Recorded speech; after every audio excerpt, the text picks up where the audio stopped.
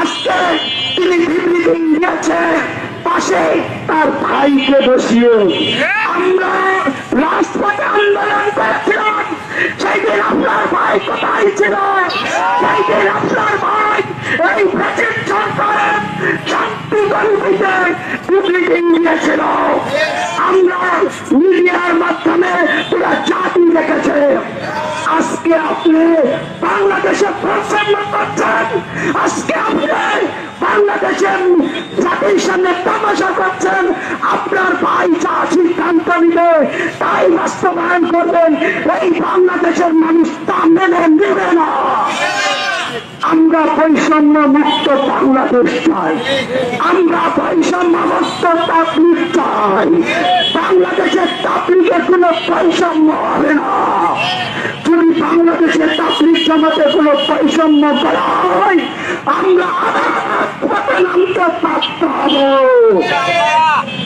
আমার ভাইয়েরা, আমরা আজকে হতাশ হয়ে যাচ্ছি। আজকে 2000 শহীদের রক্তের সাথে বেইমানি করা হচ্ছে। আজকে 50,000 আহত যোদ্ধাদের সাথে বেইমানি গাদ্দারি করা হচ্ছে। আজকে এই 2000 শহীদ এই জন্য রক্ত দিয়েছিল বাংলাদেশে বৈষম্য সৃষ্টি করার জন্য। আজকে কি আমার আহত ভাইরা হাসপাতালের মধ্যে কাঁপছে এই বাংলাদেশে বৈষম্য করার জন্য? এর জন্য আমরা কিন্তু রাজপথে রক্ত দিইনি, রাজপথে আন্দোলন করিনি। আমরা আন্দোলন করেছি বাংলাদেশ থেকে বৈষম্য মুক্ত করতে। আজকে একটি বিশেষ গোষ্ঠীর মদতে বাংলাদেশে দাওয়াত তাবলীগ একটি সংগঠনের মধ্যে রাজনীতিক ফায়দা হাসিল করার জন্য বাংলাদেশে এক অস্থির ফায়দা করতেছে। আমরা আজকে এই নাগরিক ঐক্য, বৈষম্য বিরোধী নাগরিক ঐক্য শক্তি থেকে, রংপুর জেলার থেকে আমরা হুঁশিয়ার করে দিতে চাচ্ছি, এই রংপুর জেলার সন্তানরা এই রংপুরের সন্তানরা দেখিয়ে দিয়েছে কিভাবে ব্রিটিশ সরকারকে বৈষম্য দূর করতে হয়। আমরা এইখানে আরো আবু সাঈদ, হাজারো টাকা আবু সাঈদ রংপুরে আছে, সারা বাংলাদেশে আছে। আমি এই সরকারকে বলতে চাই, আমরা আপনার সাথে আছি, আমরা আপনার সাথে আছি। আমরা যতদিন বেঁচে থাকবো আমাদের চুপের উপরে বুলেট দিতে হবে, তার আগে আপনার কাছে কাউকে পৌঁছাইতে দেব না। আর যদি আপনি বৈষম্যর উপরে থাকেন, বাংলাদেশে আপনার উপদেষ্টারা যদি বৈষম্য করতে থাকে, আমরা আপনার বিপক্ষেও নামতে রাজি আছি। আমরা আপনার কাছে উদাত্ত আহ্বান জানাচ্ছি, বাংলাদেশে বৈষম্য দূর করুন, বিশেষ করে দাওয়াত তাবলীগের মাঝে বৈষম্য দূর করুন। দাওয়াত তাবলীগের উভয় জামাতকে সমান অধিকার নিশ্চিত করুন। দাওয়াত তাবলীগের এই পবিত্র মেহনতকে, এই পবিত্র জামাতকে আপনারা সরকারকে, আমি সরকারের দৃষ্টি আকর্ষণ করছি, আপনারা খুব শীঘ্রই বসে এই সমাধান নিরসন করুন। উভয় জামাতকে সমান অধিকার দিন, টঙ্গীর ময়দান সমান অধিকার দেন, কাকরাইল মসজিদ সমান অধিকার দেন, কারোর সঙ্গে বৈষম্য করবেন না। আমরা বলতে চাই, আজকে সেই দেশের সরকার শেখ হাসিনার মতের বিরুদ্ধে যারা ছিল তাদেরকে স্টাইলে হামলা মামলা দিয়ে জেলে ঢুকিয়েছে।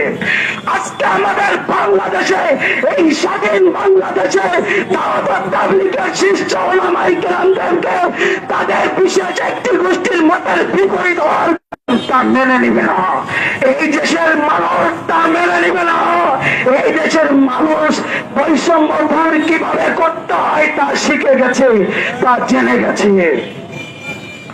আমি এই সরকারকে, বর্তমান সরকারকে বলতে চাই, দাওয়াত তাবলীগের বর্তমান এই পরিস্থিতি আগামী 72 ঘন্টার মধ্যে নিরসন করতে হবে এবং বর্তমান দাওয়াত তাবলীগের মুসলিম আলেম দ্বীনদেরকে নিঃশর্তে মুক্তি দিতে হবে।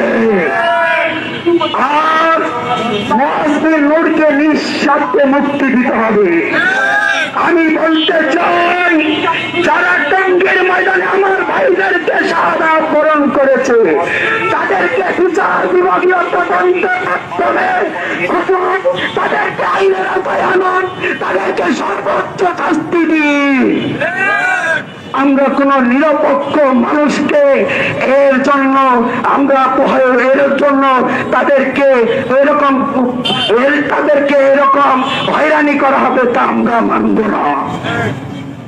আমার ভাইরা, আমি আজকে বলতে চাই, আমাদের এই জাতীয় নাগরিক ঐক্য বৈষম্য বিরোধী নাগরিক ঐক্য শক্তির থেকে বলতে চাই, আগামী 72 ঘন্টার মধ্যে বাংলাদেশের সমস্ত দাওয়াতের তাবলীগের সেক্টরের বৈষম্য দূর করতে হবে এবং বাংলাদেশের আলেম ওলামাদেরকে ফ্যাসিস্ট স্টাইলের মামলা বন্ধ করতে হবে, তাদেরকে নিঃস্বার্থে মুক্তি দিতে হবে এবং দাওয়াতের তাবলীগ এবং ইসলামী যত অরাজনৈতিক সংগঠন আছে, সমস্ত সংগঠনের কোন সমস্যা, কোন ইস্যু বাংলাদেশের রাজনৈতিক কোন স্কলার হস্তক্ষেপ করতে পারবে না। নিরপেক্ষ স্কলারের মাধ্যমে বাংলাদেশের ধর্মীয় সমস্ত সমস্যা সমাধান করতে হবে। আমি বাংলাদেশ রংপুর জেলার বৈষম্য বিরোধী নাগরিক ঐক্য শক্তির থেকে বলছি, যদি আপনারা আমাদের এই আলটিমেটাম 72 ঘন্টার মধ্যে না আমাদের, আগামীতে আমরা কঠোর কর্মসূচি দিতে বাধ্য হব। আমি এই বলে আমার বক্তব্য শেষ করছি। সবাই ভালো থাকবেন, সুস্থ থাকবেন, এই বলে আমি বিদায় নিচ্ছি। আল্লাহ হাফেজ। আসসালামু আলাইকুম। প্রিয় সাংবাদিক ভাইয়েরা, আমরা আজকে এখানে একত্রিত হওয়ার একটাই উদ্দেশ্য। আপনারা অনেকে জানেন, বিশ্বব্যাপী দাওয়াত ও তাবলীগের মেহনত, সারা দুনিয়ার মানুষের শেষ আস্থা। এই জামাতে গিয়ে মানুষ নিজের জীবনকে পরিবর্তন করে। কিন্তু আজকে আমরা অত্যন্ত দুঃখের সাথে জানাচ্ছি যে আজকের এই দাওয়াত ও তাবলীগের জামাতের মধ্যে, এই জামাত সম্পূর্ণ অরাজনৈতিক, কিন্তু এখানে একটা রাজনৈতিক দল অনিরপেক্ষ হস্তক্ষেপ করার কারণে এই জামাতের মধ্যে অনেক বিভাজন তৈরি হয়েছে। এই জামাতের উভয় পক্ষের মধ্যে একটা বিরাট দূরত্ব তৈরি হয়েছে। এই তৃতীয় পক্ষ, যতদিন পর্যন্ত এই তৃতীয় পক্ষের হস্তক্ষেপ বন্ধ না করা হবে, ততদিন পর্যন্ত দাওয়াত ও তাবলীগের মেহনত উভয় গ্রুপকে এক করা সম্ভব না। আমরা চাই দাওয়াত ও তাবলীগের যে দুই গ্রুপ বাংলাদেশে আছে, আপনারা জানেন, একটা পক্ষ তারা প্রায়ই বৈষম্যের শিকার হয়, তারা জুলুম, নির্যাতন, অত্যাচারের শিকার হয়, তাদেরকে নানা জায়গা থেকে মারপিট করে মসজিদ থেকে বের করে দেওয়া হয়। আমরা স্পষ্ট ভাষায় জানাতে চাই যে বৈষম্য বিরোধী সরকার, অন্তর্বর্তীকালীন সরকারকে আমরা দীর্ঘ আমরা আন্দোলনের পরে, দীর্ঘ রক্ত ত্যাগ বিনিময়ের পরে আমরা যে সরকারকে এই আসনে বসিয়েছি, আমরা স্পষ্ট ভাষায় এই সমন্বয়ক হাসনাত আব্দুল্লাহ, সার্জিস আলম, নাহিদ ইসলাম এবং যারা অন্তর্বর্তী সরকার ডক্টর ইউনূসকে স্পষ্ট ভাষায় জানাতে চাই, আপনারা কেমন যেন তাবলীগের বিষয়ে দেখেও না দেখার ভান করতেছেন। এক পক্ষ বৈষম্যের শিকার হয়ে আছে, এক পক্ষের সঙ্গে এক পক্ষকে বারবার মসজিদ থেকে বের করে দেওয়া হচ্ছে, তাদের সাথে সংখ্যালঘুর মতো আচরণ করা হচ্ছে, তাদেরকে কাফের, নাস্তিক, মুরতাদ ফতোয়া দিয়ে ইসলাম থেকে খারেজ করে দেওয়া হচ্ছে, তাদেরকে বাংলাদেশের মধ্যে কোণঠাসা করে রাখা হয়েছে। আপনারা কেমন যেন দেখেও না দেখার ভান করতেছেন। আমরা স্পষ্ট ভাষায় অন্তর্বর্তী সরকারকে জানাতে চাই, আপনাদেরকে আমরা যেমন ওই গদিতে বসিয়েছি, আপনারা যদি আমাদের যথাযথ দায়িত্ব পালন না করেন, বৈষম্য দূর না করেন, সব জায়গায় ইনসাফ কায়েম না করেন, তাহলে আমরা আবার আন্দোলন করে আপনাদেরকে ওই গদি ছাড়া করতে বাধ্য হব। আমরা স্পষ্ট ভাষায় জানাতে চাই, অন্তর্বর্তীকালীন সরকার, আজকে শুধু আমরা রংপুর থেকে এই দাবি জানাচ্ছি, কিন্তু আগামীকাল সারা দেশের 64 জেলায় দাওয়াত ও তাবলীগের এই সাথীরা রাজপথে নামতে বাধ্য হবে। আমরা দাওয়াত ও তাবলীগের সাথীরা সবসময় মসজিদ ভিত্তিক দাওয়াতের কাজ করি, কিন্তু আজকে আমাদের সাথে এমন আচরণ করা হচ্ছে যে আমাদেরকে রাজপথে নামতে বাধ্য করা হয়েছে।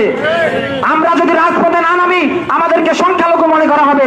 এই যে আমাদের তো বিরাট একটা জনসংখ্যা, এই সংখ্যাকে মাইনাস করে এদেশে কোনো কিছু কায়েম করা সম্ভব না। আপনারা যদি হেফাজতে ইসলামের মতো তাবলীগের তৃতীয় পক্ষের হুমকি ধামকি, তাদের হুঙ্কার ঝুঙ্কার, এসবকে ভয় করে আমাদের দাওয়াত ও তাবলীগের সাথীদেরকে কোণঠাসা করে রাখতে চান, আমাদের সাথে বৈষম্য করতে চান। আমরা কিন্তু এটা মেনে নিব না। আমরা জাতি